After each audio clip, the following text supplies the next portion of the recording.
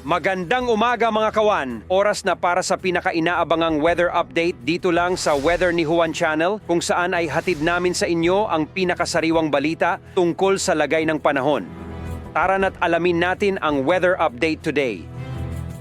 Magandang umaga po sa ating lahat. Ngayon ay araw ng Huwebes, November 30, 2023 at narito magiging lagay ng panahon para sa buong maghapon at sa mga susunod pang mga araw.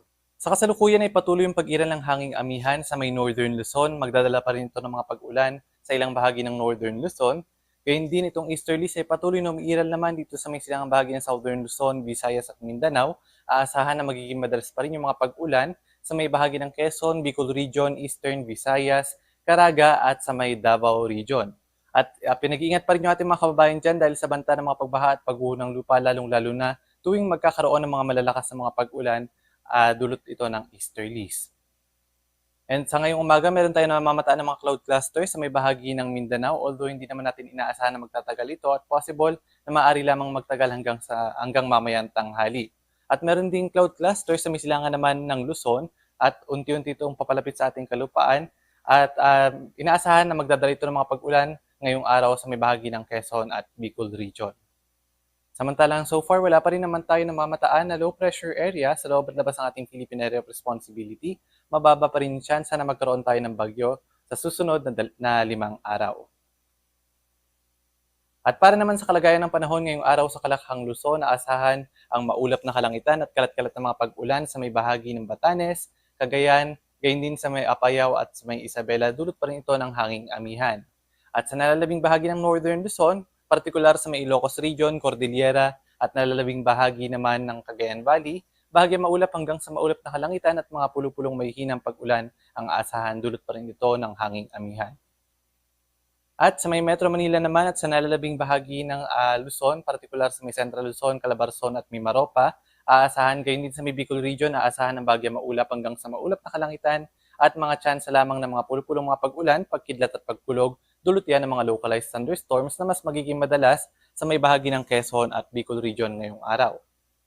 Agwat ng temperatura sa may Lawag nasa 24 to 32 degrees Celsius, sa may Tuguegarao ay 22 to 27, Baguio City ay nasa 17 to 25, Metro Manila 25 to 33, dito naman sa may Tagaytay 23 to 30, sa may Legazpi ay 25 to 32, at sa may Puerto Princesa at Calayan Islands ay nasa 26 to 32 degrees Celsius. At para naman sa kalagayan ng panahon ngayong araw sa Kalakhang, Visayas at Mindanao, aasahan natin ang bahagya maulap hanggang sa maulap na kalangitan na may mga tsansa lamang ng mga isolated rain showers or thunderstorms.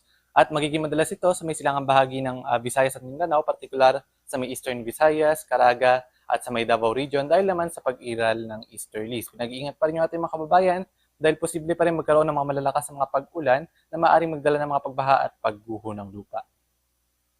Agwat ng temperatura sa may Iloilo at Tacloban nasa 26 to 32 degrees Celsius, sa may Metro Cebu 26 to 33, Cagayan de Oro 25 to 32, at dito naman sa may Metro Davao at Zamboanga City ay nasa 25 to 33 degrees Celsius.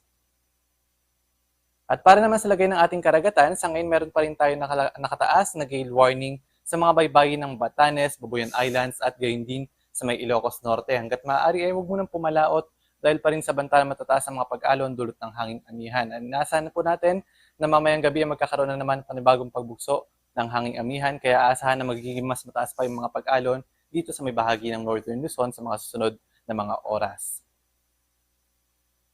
At para naman sa ating 3-day weather outlook sa mga pangunahing syudad ng ating bansa, inaasahan natin na patuloy ang generally fair weather conditions at mga tsansa lamang ng mga isolated rain showers and thunderstorms, especially sa may Southern Luzon, Visayas at Mindanao, yung mga nasa silangang bahagi dahil pa rin sa pag-iral ng easterlies.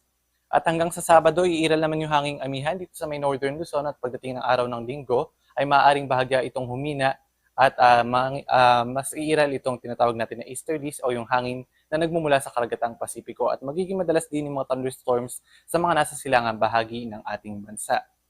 Agwat ng temperatura sa may Metro Manila nasa 25 to 33 degrees Celsius, sa may Baguio City ay 16 to 26, sa may Legazpi ay nasa 25 to 33, Metro Cebu 26 to 33 at sa may Metro Davao naman ay 25 to 34 degrees Celsius.